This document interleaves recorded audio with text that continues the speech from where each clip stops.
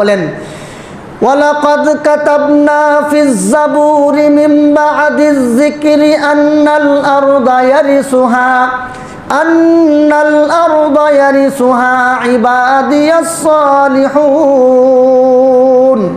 আল্লাহ তাআলা বলেন এই কোরআন নাজিলের আগে জাবুর নামক একটা কিতাব নাজিল করেছিলাম, সেই কিতাবেও আমি আল্লাহ একটা বিষয় লিপিবদ্ধ করে দিয়েছিলাম। কোরআন শরীফেও আমি আল্লাহ এই কথাটা লিপিবদ্ধ করে দিলাম। কথাটা কি?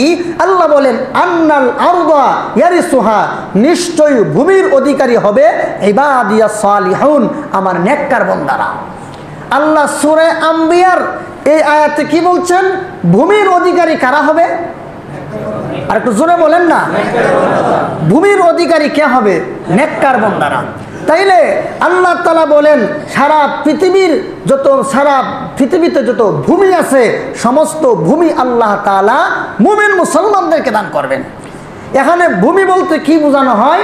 এই প্রশ্নের জবাবে তাফসীরে জালালাইন শরীফের হাসিয়াতে উল্লেখ আছে, ভূমি বলতে ইবনে আব্বাস রাদিয়াল্লাহু আনহুমা বলেন ভূমি বলতে আল্লাহ তাআলা বুঝাইছেন হয়তো দুনিয়ার ভূমিও হতে পারে, আখিরাতের ভূমিও হতে পারে। যদি দুনিয়ার ভূমি উদ্দেশ্য হয় তাহলে দুনিয়ার শাসন ক্ষমতা আল্লাহ তাআলা নেককার দিনদার মুমিন মুসলমানদেরকে দান করবেন। আর যদি আখিরাতের ভূমি হয় তাহলে আখিরাতের ভূমিটাও বেঈমান কাফেরদের জন্য বরাদ্দ হবে না, বরং দুনিয়ার মুমিন মুসলমান নেককারদের জন্য আখিরাতের ভূমি বরাদ্দ হবে। তাহলে ভূমির অধিকারী কারা হবে বলেন তো? আরো জোরে বলেন। আমরা কি নেককার নেই?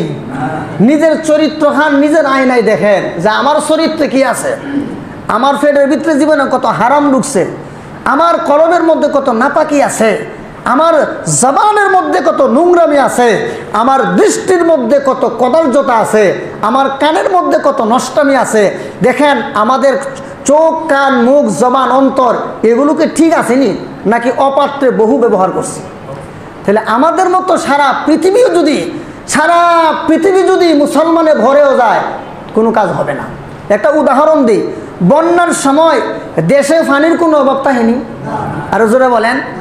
যেমন ভাবে বন্যার সময় পানির কোনো অভাব নাই, তবে এক বোতল ভালো পানির অভাবে মানুষ অসুস্থ হয়ে যায়।